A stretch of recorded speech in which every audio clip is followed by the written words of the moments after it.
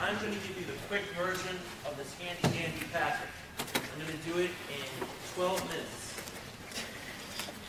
So, after I'm done, if you haven't registered for classes, I can help you register for classes. And you can always change it on your own in the computer. So, I'm going to go through this kind of fast, but I will stick around as long as possible to answer any questions that you have. Okay. Most of you are familiar with the economics website. You've been on it, you kind of understand it. The most important site, I think, at this point for you to look at is the current student info page, which, if you haven't already, whether you click on MA or MS, it really doesn't matter. Under current student info, there's a lot of resources there. This is kind of where a one-stop shop with all the things you kind of need to know. So feel free to peruse that at your leisure. Some students still need to get their BA transcripts to me, and I'm only really referring to domestic students here. International students submit their bachelor's degrees, completed bachelor's degree directly to international admissions. If you're a domestic student who graduated in June or September and did not already have their conferral before now, you would need to submit that to me. When you walked in, you should have signed up on the sign-in form with the correct Buffalo email address and mailing address so I can include it in the listserv.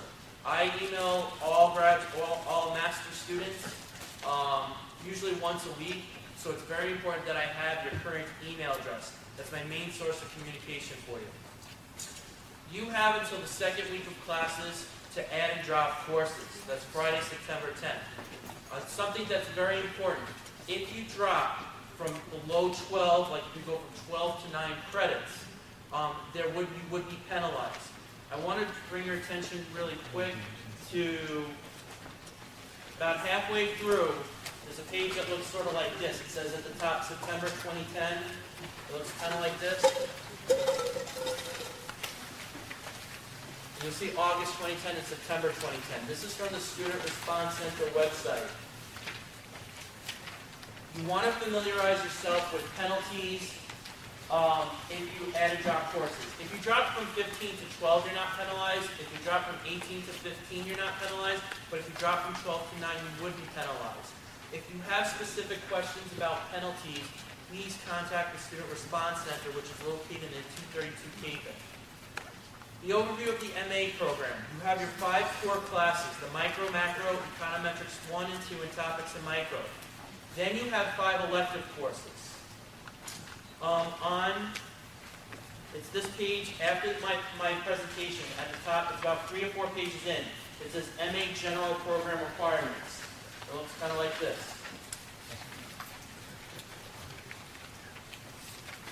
It's about 3 or 4 pages in. At the top, it says MA General Program Requirements. So you have your 5 core classes that you need, and then you have 5 electives. Out of those 5 electives, 2 of them can be outside the department.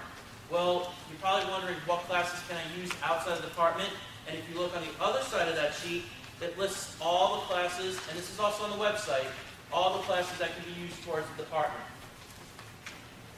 Many of these courses you can register on your own. The exception is management classes. If you are interested in registering for a management class for this semester or any other semester, there's a form that you have to submit to me, and it's actually in the packet as well, and it just looks like that. You don't have to get to it now. There's a form included in your packet, and it's also available online. This is only for management classes, if you're interested in taking a graduate management class. So you have your 5 core, your 5 electives, and then you have your micro, macro, comp exam for 30 credits, and that's the MA program. The MA plus the advanced certificate program. After the page with the MA and the MA electives, you'll see, it's kind of hard to depend where your staple is, but you'll see the MA plus the Advanced Certificate Program in Financial, and then if you turn the page, it's the MA plus Advanced Certificate in International. Those 2 programs are laid out because those are our 2 most popular concentrations. If you're interested in any of our other 4 advanced certificates, you need to see me because we would need to work on a plan, because some of those classes aren't offered as regularly as the financial and international economics. So for the MA and advanced certificates, the 5 core plus the 5 electives, which is the MA in itself, plus your 5 advanced certificate classes. Why should you consider doing the advanced certificate? In a nutshell, the more skills you have, the more marketable you are. Do you need to declare your concentration if you're doing an advanced certificate? No. You take the MA required classes and the advanced certificate classes concurrently. Can you do 2 concentrations? Like, can you do the MA plus 2 advanced certificates? The answer is yes, but it's a minimum of 60 credits. So you have your MA plus your 15 credits for financial economics, for example, plus another 15 for your international economics. You'll see that some courses might be counted both towards international and financial, or another concentration. You cannot double dip. So if you're planning on doing 2 advanced certificates plus your MA, minimum of 60 credits. The MS program, 7 core. The financial economics 1 should also be listed there. 505, 507, 580, 581, 582, 561, and 526. It's actually also listed on the next page where it says MA Financial Economics. They list the 4. All this is also on the website. I apologize, I'm going a little bit fast. The 3 tracks you can choose from, you also have to take your micro-macro comp exam for a total of 45 credits. For the MS, you would have been notified 2 semesters of calculus by the end of your first semester in the MS. Now, you might have started and been admitted to the MA, and then you could decide and set up your first semester to mimic either the MA or the MS if you're not sure. So you have the flexibility, as long as you have the calculus, to switch from MA to MS, or conversely, from MS to MA after your first semester. Now, a lot of times people ask me, which is better, the MS or MA? Some people just like the sound of an MS. You know, they think, oh, you know, the MS is so much better, I'm going to get more jobs. Not necessarily. It kind of depends upon the work that you're looking for. One thing that I would advise you to do when you're looking for jobs is to look at the postings. And what I mean by that is qualifications and requirements. This is what you really want to look for. What is it? What are the requirements for the job? Because it doesn't say specifically MA or MS. It'll specifically say, you know, we're looking for concentrations. These are the skills that we're looking for. You know, requirements here, economics degree, you know, some SAS. But that's really what you really want to focus on. So if it's the MA and the skill set for the MA makes more sense to you for the kind of job you're looking for, then you should pursue the MA. If the MS has the skill set that you're looking for, then maybe you should focus on the MS. And that's why I try to encourage students, even before looking at our program and while they're in our program, to look at the job descriptions and assess the skills that are required, and then bridge the gap between what you maintain as far as your skill set goes to what the positions are looking for.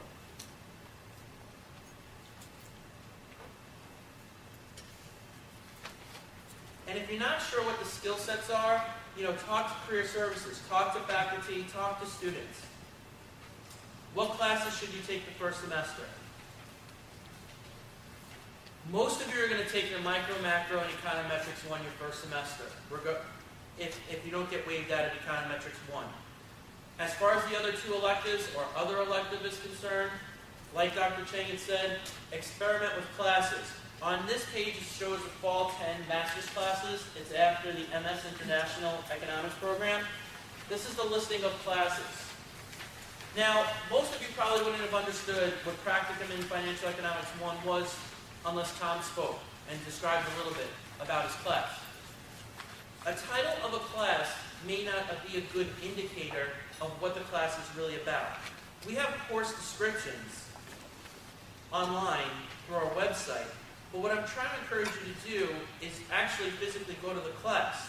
You know, we have course descriptions online and there's sample syllabi here, but you might be doing yourself an injustice by not attending a class you may be interested in. Like, you may think labor economics, I'm not interested in it.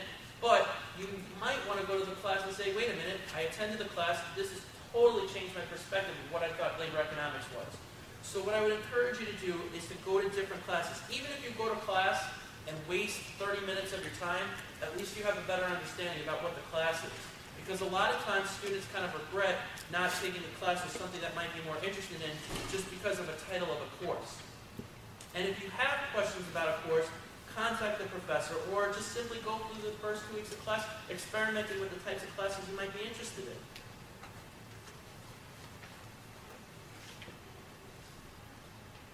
How do you register for management classes? You need to submit a form. How many classes can you take a semester? We advise no more than 5 classes. We advise no more than 5 classes. For some of you, you can handle 5 classes. Some of you may handle 6 classes, and I think that's great. But if you ask me how many classes you should take, I'm going to tell you I don't know. I can't assess, and I'm not in a position to be an assessor for your abilities. You need to go to the classes and say, I'm comfortable with 4 classes, or I'm comfortable with 5 classes. But you're going to be the person that's going to decide that after going to the classes and assessing what the coursework is like. So we don't advise any more than 5 classes, but we know some students do take 6 classes. If you want to take more than 6 classes, which we don't advise, you would need an override. And that happens very, very rarely, and it usually does not happen for a first semester student. How many classes can I take outside the economics department? If it's towards the MA degree, it's 2. For the MS, it's 3. And there's specific classes for the MS. When can I add drop courses? For fall 2010. That's Friday, September 10th. And that schedule is also on that, where it was at the top. It said August and then September deadlines. So all those deadlines are there. Comprehensive exam. Nobody in this room is going to be taking the September comp exam because you haven't taken the 505 or 507.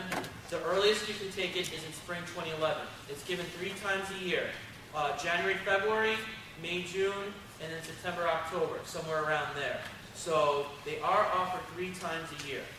And if you cannot graduate unless you pass the exams, and if you fail a section of the exam 3 times, you are dismissed from the program.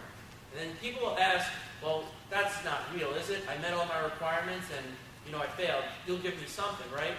No, you will not graduate your degree if you do not pass your comp exam in 3 tries. Internships. 1 credit or 3 credit. Specific 3 credit internships can only be used towards specific advanced certificate. A 3 credit internship cannot be used toward the MS. Independent study. Independent study is when you work with a professor individually on a topic. So, for example, we don't have a course on the economic impact of gambling in the United States. But let's say you're interested in doing something like that. You can ask a professor to sponsor research on a specific topic that you might have in mind. Now, there isn't one formula for independent study. What one person does for independent study with one professor may be vastly different than what another person does for their independent study. It's an agreement between the professor and the student. But it's also a nice opportunity as well to further your knowledge, and especially on something that you might be interested in. I tell students sometimes it's a nice way to maybe parlay that for a future job. For example, like let's say you're interested in working for the Federal Reserve. Maybe working with a professor to do some research on the Federal Reserve as an independent study, then use that research as part of your job search. And I can talk more about independent study for those interested. Course waivers. The course waivers can only be obtained with prior approval from Dr. Chang. There's a course waiver form on the website. Under this section of MA, it says academic forms, and you'll find all kinds of forms. But the top one will say course waiver form. And a course waiver form needs to be filled out for each class other than the waiver exam for ECO 580. So it's pretty kind of explains what you need to submit in order to get a course waiver. Now the question is, does a course waiver mean I do fewer credits? The answer is no. A waiver means you're not responsible for a required class.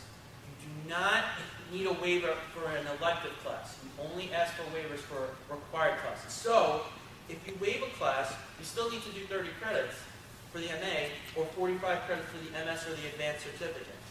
And so some people ask, well, what's the point of a waiver? The point of a waiver is not to replicate stuff you're already good at. You're not gaining anything, and there's no value to you to repeat something you already have proficient knowledge in. Otherwise, you're just paying for replication. Now that's each person's choice. We don't mandate waivers by any means, but I try to encourage students, especially if they have a proficient knowledge in a certain subject and they're just repeating something, to obtain a waiver. And you can talk to Dr. Chang if you've got specific questions about what constitutes a waiver under what conditions. The Econometrics 1 waiver exam is Friday, September 3rd at 3 o'clock, 424 Fronzak. You would need to email me if you're interested in taking the waiver exam. I sent people in my email what would be covered, the Wanacott and Wanacott books. And if you have questions, you can contact me. If you're interested in waiving Econometrics 2, we need to see Dr. Ivankar. The application to candidacy, nobody's graduating in February of next year, so you don't need to worry. The important part here is that you just want to be mindful of the deadlines that I need you to submit paperwork. So if you plan on graduating next June, there's paperwork that I'm going to need from you in January of next year. Graduate school policies. This is important, and I don't know what percentage of students actually read it, but I always include it on the first day. This is the graduate school policies and procedures. It's at the back of the manual. You may decide to never look at it again, and that's completely fine, but it's your responsibility, okay? If you're attending a school, especially if you're not familiar with the rules, it's very important to familiarize yourself with graduate school policies and procedures. If you were an undergrad and attended UB, the policies aren't necessarily the same. And especially what I'm referring to is a repeat policy. So if you're not familiar and as an undergrad and taking graduate school, the policies are not necessarily the same. Degree conferrals, 3 times a year, we confer degrees. Full-time status, if you have tuition scholarships, student loans, or an international student taking less than 12 credits, you need to fill out full-time status. This is usually in your last semester. Academic integrity, I'm not going to belabor the point. You're in graduate school. There are academic rules and integrity that you need to adhere by.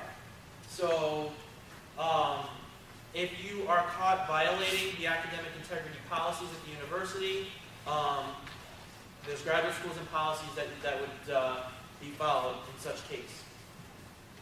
The grading system, some of you this is a new grading system for you. It's an A through F system, and you can see how it looks. A 3.0 GPA must be maintained throughout the program and in order to graduate. So let's say you do your first semester and you have lower than a 3.0 your first semester. Are you kicked out of the program? No. You're not dismissed from the program. You are placed on warning. If after the second semester you have less than 3.0 again, depending upon the situation, Dr. Chang may or may not decide how to pursue each individual case. The point here is you want to maintain your 3.0 GPA.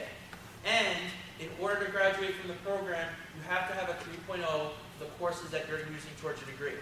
So if you get a 2.998, and I guarantee you this has happened, you will not graduate from the program. You must have a 3.0 for the classes that you're using toward your degree in order to graduate. Incomplete grades, I'm not going to get too much into. It just means that sometimes in situations, for medical emergencies, family emergencies, that an incomplete grade is taken. And that's between you and the professor. It's not up to the student to decide incomplete, it's up to the professor. I mentioned the calculus, the working knowledge 1 year for MA students, and MS students must have the equivalent of a full year. If you don't have it or you want to learn how to obtain a full year, please talk to me. Undergraduate courses. Undergraduate courses cannot be used towards the Master's Economics degree. You're welcome to take undergraduate courses though, but they won't count towards a degree. Now you may ask yourselves, well, why would I want to take an undergraduate economics course? We have students who want to pursue PhD programs, but their math is lacking. So sometimes what they do is they take graduate economics courses and they also take undergraduate math classes. But undergraduate math classes don't count towards the degree. If you're taking graduate math classes, as long as they're on the approved list, those would count towards the degree. But it's very important to understand that undergraduate classes do not count towards your Master's Economics degree. If you have questions about that, please let me know. Additionally, some students, in an effort to improve their English skills, they take English Language Institute classes. And that's perfectly fine by us, but again, those cannot be used towards a Master's Economics degree. Logistical items. Every person who's a new student has an academic mailbox in 426 Fronzak.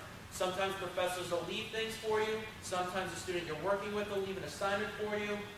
Please note that's not for your personal mail. So if you're sending credit cards to that mailbox, we cannot accept responsibility for that. So I advise you not to use the department as far as personal mail is concerned.